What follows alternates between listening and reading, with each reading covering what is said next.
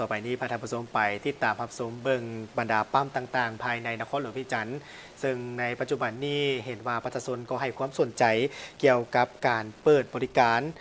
สนองน้ำมันให้แก่ประชาชนภายในนครหลวงพิจิตรซึ่งล่าสุดทีมข่าวโทรภาพแห่งชาติลาวเมื่อวันที่ 17 มีนาคม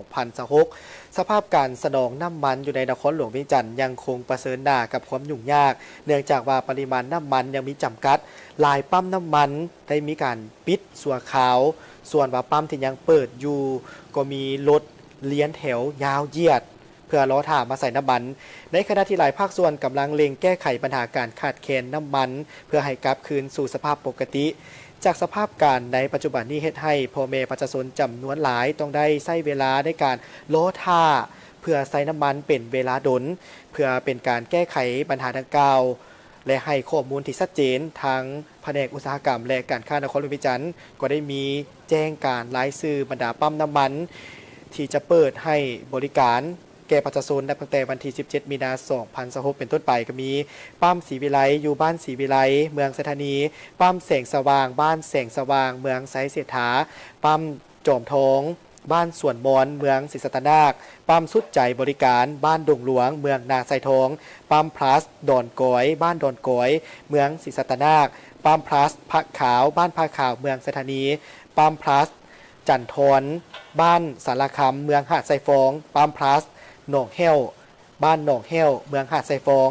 ปั๊มพลัสพรหุ่งเจริญบ้านโพนสวัสดเมืองสีโคตะบองปั๊มพลัสขัวหลวงบ้านขัวหลวงเมืองจันทบุรีปั๊มพลัสโพนทันบ้านโพนทันเหนือเมืองไซเสถาปั๊มพลัสโซกคำบ้านโซกคำเมืองไซเสถาปั๊มพลัสสัมพันนาบ้านสัมพันนาเมืองสันทองปั๊มพลัสโพนผะเนาบ้านโพนผะเนาเมืองไซเสถาปั๊มพลัส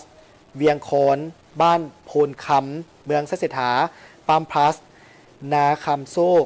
เตซีบ้านโพนคำเมืองศรีสัตนาคปั๊มพลัสนาคำโซกบ้านนาคำเมืองศรีโคตะบองปั๊มนาขุนน้อยบ้านนาขุนน้อยเมืองนาไซทองปั๊มโซกน้อยบ้านโซกน้อยเมืองสถานีปั๊มพระขาวบ้านพระขาวเมืองสถานีปั๊ม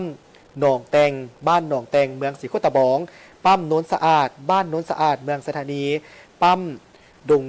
คำเคนบ้านดุงคำเคนเมืองจันทบุรีปั๊มสีไข่บ้านสีไข่เมืองศรีโคตะบองปั๊มพลแก้วบ้านพลแก้วเมืองไซเสถา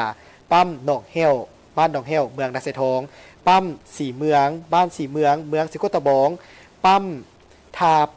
พาราดบ้านทาพาราดเมืองหาดไซฟองปั๊มไซซีห้อย50 ปีบ้านดงคำเมืองไซเสถาปั๊มไซ1บ้านดงคำเมืองสถานีปั๊มไซ2บ้านดงคำเมืองสถานีปั๊มไซ3บ้านดงคำเมืองสถานีในสภาพการแบบนี้ขอฝากคำแนะนำถึงผู้สวมใช้น้ำมันทุกทานให้ร่วมแรงร่วมใจกันประหยัดพลังงานเพื่อเป็นการลดผลกระทบจากสภาพการขาดแคลนน้ำมันควรวางแผนการเดินทางล่วงหน้าและควรประหยัดน้ำมันในช่วงระยะนี้